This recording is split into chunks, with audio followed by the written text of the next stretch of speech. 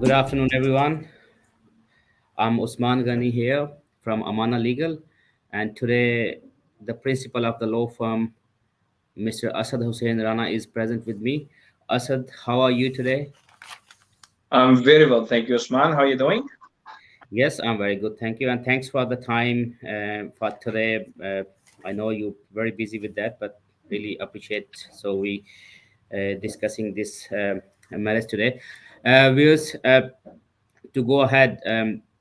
I would just wanted to let you guys know today we are going to discuss a criminal matter we recently dealt with it, and where successfully Amana Legal acted for the uh, accused in this matter, and successfully our client got acquitted. Um, this was a matter involving negligent dealing with proceed of crime, actually. And to go into the details, I won't go into the much details, and I won't mention the name of the person and the country where he's coming from. But I just wanted to give you a bit of in what sort of matter was that and how he was got involved in that matter. We have got a client who has a business visa for the Australia. He moved here. He did make some transfer of the money through these brokers or the agent, you can say. But there was a kind of scammers in between who scammed them and transferred the money into his account. And I would ask Assad to discuss and to put a bit of more details on that later on. Anyhow, the money involved was uh, was a from the people from the Australia, and it wasn't actually the proper money, and the police actually get into that and charged him, approached him. Asad, you wanna tell to the viewers what was exactly that matter and how did he got into that? I mean, effectively, you have really worked hard on that, and we were a part of your team there. Just tell us a little bit more about that. What should we do if police approach matters like that for investigation and for the interview, and what is the court procedure, and how should we deal with that? And then I've got some further question as well, and I will ask you the later on as we go through. Thank you. Sure, sure. So, look, I mean, as you have explained, very briefly, this matter included six criminal charges being put on a client of ours, and the accused maintained that obviously he's not guilty. It's not his fault. He got a business visa, and then he came to Australia to settle here permanently. And then obviously a part of the visa condition is that you bring money with you. There's a funding of around 1.2 million now at the moment. That time was 800,000 state requirement, that you bring in money here in Australia to establish a business and then run the business. So for the first 2 years, a provisional visa. And I won't go into the visa side of it because this was a criminal matter. It was not a visa or immigration matter. It was more the criminal side of it. So when he transferred this money from overseas through an agent, some middlemen got involved in it, or scammers got involved in it. And what they did was they scammed some local people here in Australia. There were about six different instances of those, and amounting to an amount of around $70,000. And what these people did was they scammed these mostly older people and put their money into our client account rather than the money that he has transferred from overseas. As a consequence of that, our client thought, well, this is the money that I've sent from overseas and I've received it. So he didn't know that there's a middleman who's doing scam with other older people, and these older people obviously discovered that down the track. So the police charged. We talked to the police prosecution a number of times, telling them, look, you can't really prove that our client was negligently dealing with proceeds of crime, and you should withdraw the charges. The police were, or the prosecution was adamant, no, we're not going to do that. Anyways, there were a number of opportunities given to them. They did not obviously concede that our client was not involved in the criminal sense in these transactions. And they had this theory planned around their head that looked somehow this guy was a kingpin and trying to do, scam other people, which was obviously incorrect. However, we had to defend, and there's a presumption of being innocent until proven guilty. We went to the court. We mounted an excellent defense, and obviously then he was acquitted on all 6 charges, and they were struck out, and the costs were awarded to our client. Um, Subsequent to the charges being struck out. Now, and I'll try to put it in the other 2 questions you have asked. You have actually asked 3 questions in one go. So I'll finish this off, and then I'll just go to the first question.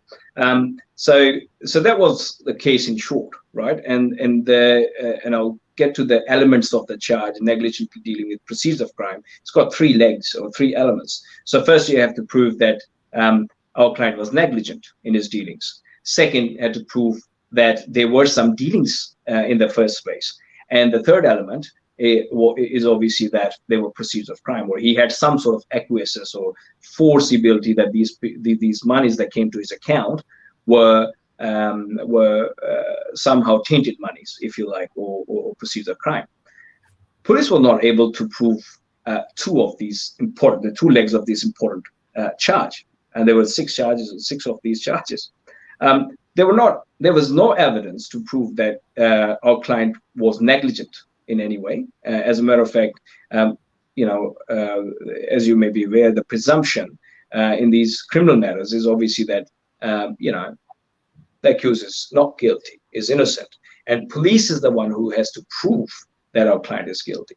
So nothing there to prove that our client was negligent. Nothing there to prove that our client has some sort of acquiescence or foreseeability that these monies were tainted monies. The only thing they had was dealing. And obviously dealing is very broad. And dealing means that if money comes into your account, then technically you're dealing with it, right? So even though you don't even know what has come to your account, and then a week down the track, you just look at your bank account statement and say, oh, there's money in there. Well, you're technically dealing with that. But in the absence of other 2 legs, these charges couldn't have been made up. Now, to answer your first question, look, if the police approaches you for whatever concern they may have, you always comply with police directions. You have a right to legal opinion, legal advice, and you have the right to remain silent. So, in other words, if a police approaches you, you comply with the directions. If they ask you to come, most of the time we'll ask you to come into the police station for an interview. You go to the police station in the interview, you disclose your name, your date of birth, your address, and whatever factual information they ask of you. And then it's very important that after that you seek legal advice. So you can call any lawyer, for example, and one of the things that police must do under the procedures is, number one, that they give you a contact. They advise you that you can remain silent. You don't have to say anything if you don't want to in your defense or for any questions that are put to you, which are not factual questions, like I said, the name, address, and that sort of thing. It's okay. But if the questions pertain to a certain event happening or certain other digging questions, if you like, so you don't have to answer them. You can simply say no comments. But always seek legal advice before you do that, get to that stage, right? And we will do a separate video on that, what to do, whether to do no comments interview or whether to give all the information free and frankly to police. So all of that we will do it in a separate video, because there are pros and cons with each approach. However, in short, yes, so you attend the interview, you get your legal advice. You will also have a right to call one of your friend or family or member. Or in the case if you're on a visa, a non-Australian citizen, for instance, so then you'll be given an opportunity to contact your consulate or the High Commission, whichever the case may be, of the country of which you are a citizen of. So these are the rights that must be given to you.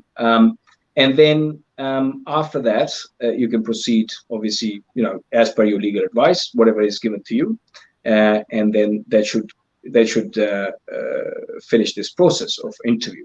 Now, after your interview, most of the time it will be either recorded or by a way of audio or video. Nowadays, it's all video, and they will give you a DVD.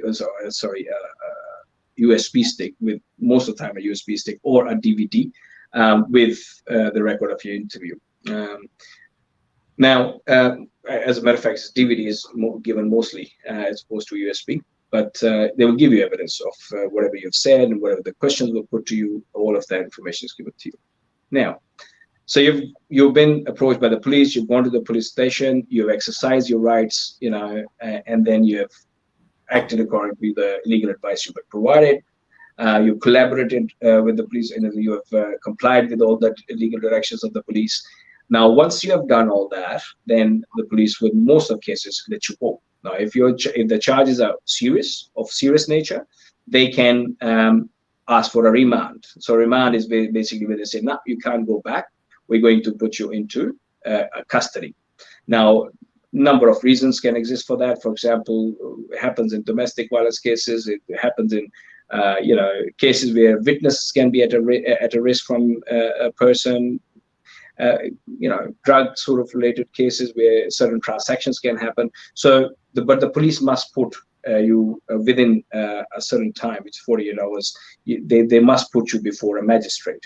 Now, 24 hours in most cases. So what happens is, or reasonable time is defined as reasonable time. So they can't really keep you in custody, without giving you any, without any reprieve. It can only be done within a reasonable time. They produce you before a magistrate. At that time, you get an opportunity to put in your bail. So you can get a lawyer to argue your bail at that time, and if you don't want to stay in custody and you believe that you shouldn't have to stay in custody, you're not a flight risk, you're not going to be a risk to witness, you're not going to pose any other risk to the community, you just say, well, I shouldn't be kept here. Now, again, we'll do a separate video on the bail because these concepts are quite broad and will take a long time. So whether you should go to the bail yourself, whether you should take legal representation, or whether you should do a bail application in the first place or not. And then after that, obviously, sometime down the track, police will investigate whatever it is, and before the remand, obviously they give you a charge. Now, your second question was about the court process. So court process in very short terms, you will get a mention in the first place. So police goes there and puts the matter in the court. And either you will be on bail or you will be on summons. So they will ask you to come and attend the court to face charges. So either you will go there and so that on the first mention, you'll go there, and in old times, pre-COVID, used to do something called a summary case conference, or you would discuss with the prosecution lawyer, the police lawyer, if you like, with the prosecution that merits of your case, or whether the case should be withdrawn, or whether there can be a settlement reached, and then you proceed from there. Either you want to contest or you want to plead guilty.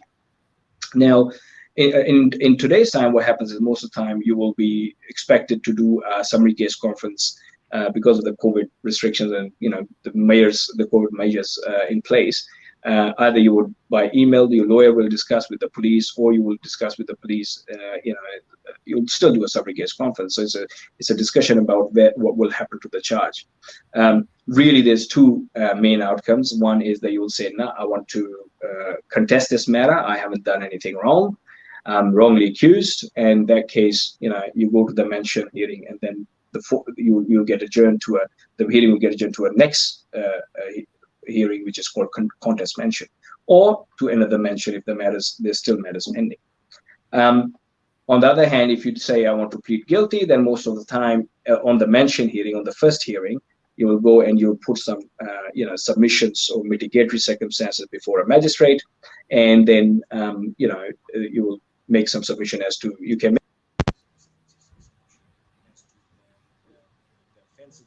And subsequently, you can always make submissions as to the sentencing as well. If you are going to plead guilty, you can always seek a sentence indication as well. That is one of your rights. So you can just say, look, I want to see what the magistrate is going to do, or what sort of sentence the magistrate is going to impose, and then I will decide whether I will plead guilty or contest this matter. So this is a process. And then after that contest mention, you just go to the directions hearing, and then you get to the actual hearing. Yes. Thanks, Asad. Yeah, I know that I put too many questions at once actually, but I've got giving the fact it's 15 minutes already. Um, just put some lights on because I'm gonna put the two questions all together. They're pretty much similar to each other. What is the beyond reasonable doubt, and who has to prove a case is like that a crime has occurred? And then I've got one more question after that, giving the fact obviously we don't wanna go very long video, So if Yeah, you can sure. please put up some light on that. Yeah, sure. Make it snappy. So beyond reasonable doubt simply means that there's no doubt left. So there's no iota of doubt into the culpability of your criminality. So in other words, beyond reasonable doubt is a term that's used for criminal matters. Um, the equivalent, if you like, the weight in civil matters is the balance of probabilities, which is like more than 50% chance. But in beyond reasonable doubt, has to be 100% that someone has done something wrong. Only then can someone be convicted if it is a contest and is contesting the matter. Thank you so much for that. And I've got one more question for you here. Um, I'm aware like we did use an expert witness in this matter. Um, so you want to put some light on what are the condition of the expert witness when he or she has to come for an evidence, because expert witness did really help in this case. You want to put some light on that as well so the viewer can understand what exactly happened. Yeah, so look, very broadly, expert witness needs to be an independent person, someone who is not related to the legal representative or the accused, obviously. And the second condition is that that person, obviously himself, is got the credibility to give evidence on the expert materials. In our case, for example, someone who's a money laundering expert, in this case that we discussed, someone who's a money laundering or money transfer sort of an expert who can explain and shed light on, to explain that what is the nature of the transaction. So, first thing is obviously the there's no connection, or if you like, there is no relationship between the the person who's going to give the evidence, or the expert witness, and the lawyer and the accused. And the second thing is that expert witness self or herself is credible enough, has got good years of experience, got good qualifications. And then obviously there's instructions. So you've got to give proper instructions to the expert witness, because expert witness is limited by the normal circumstances, limited by the instructions provided to the expert as to what to elaborate on, or what to deliberate on. Now, an important part of expert witness, once you select a proper, credible, and if you like, a competent witness, is to then be able to see that that person has got some forensic experience, that person is able to withstand cross-examination and that sort of thing. Yes. Thanks for that. And I've got a finally last question actually for you. Um, w- how does what should the community, obviously Australia is pretty much a migrant country, and people do come from overseas and they do send money overseas. The money come from overseas as well. And what should the proper channel, and to avoid this situation that like this guy has been in this situation, and obviously it's not worth it for someone, especially a family man and all these things. um what should the people do? Because you have got a banking background as well, like obviously you aware of all these things, financial matters as well. Plus, I would add the second question: if something happened like that to the people or to the community, what should they do? You did put some light on that, like you should cooperate with the police and do the interview and all these things. If you wanted to tell a little bit more, because this is transferring of the money, and obviously it's a common need for the community, getting sending money overseas, bringing money from overseas here. Can you please put some light? And that's my last question actually. Obviously I just want to let you before. Sure. Thank you for that. Look, so it's a difficult question, and the reason is that many of the overseas countries have got some limitations on how to send the money to across their border. And obviously, the reason behind that is that if you use the banking channels, then there are restrictions put on there what you can actually export out of the country. And that's because mostly with these third world countries, especially, they want to keep their good dollar reserves. And every time the money goes out, the dollar reserves go down. That's a banking sort of thing. So I'm not going to go too much into that detail. However, look, the one thing you've got to do is obviously make sure that your agent that you pick for the transfers is Austrac registered. That person is, a legal business, operating a legal business. And in terms of bringing money in or sending money out, you use the proper channels where possible. Now, saving money is not really one of the defenses available to people if something goes wrong. So, just pick a business which is a legitimate business who's going to do the transactions for you. Now, in terms of what the community can do if something like that happens to them, so the first thing is to seek legal advice, because these are serious matters, right? And for example, in our case, although it was a misunderstanding with the police prosecution, and quite frankly, I don't think it was very well prosecuted case, quite poor prosecuted, but that's because people simply don't understand. A lot of people don't understand how money is transferred and how money is transacted between international borders, and you will need experts to come in and explain. So it's not a very black and white area, and that is why I believe that it's proper that you obtain proper legal advice.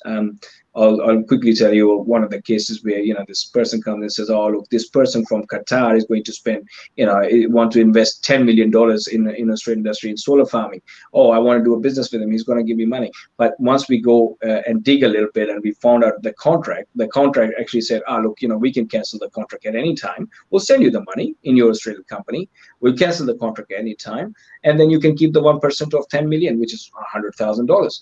Now, that should raise alarm bells with you, because that shows you that that person simply wants you to keep $100,000, yes, but at the same time he wants to clean his dirty money, because what he's saying is he's going to say, after he's transferred to your company account here in Australia, he's going to send some money and say, "Oh, look, I want to cancel this contract," right? And then $9.9 million you're going to send it back, and that money, once it goes back from an Australian bank account, is going to be washed, because it's And coming it's from right. Exactly. So these are the kind of things that you've got to really look for when doing transactions. So obviously, our advice to our client was, not, we don't want to be part of it, and you shouldn't be part of it as well. We smell a rat, and you shouldn't consider even going close to this transaction. So there are obviously going to be people, scammers, all the time, all around you. Just use common sense, and just think, when something appears too good to be true, most of the time it is. Yeah. Beautiful. Okay. Thanks, Asad. And that was very nice discussion, and obviously it will help the community. Because if anyone has an issue like that, or anyone had a problem, please do not hesitate to contact me or Asad. We're here to help. And thank you for the time for the watching this video. And thanks, Asad, for giving us the time. Thank you. And Thank you for taking your time. goodbye, Thank you so everyone. much.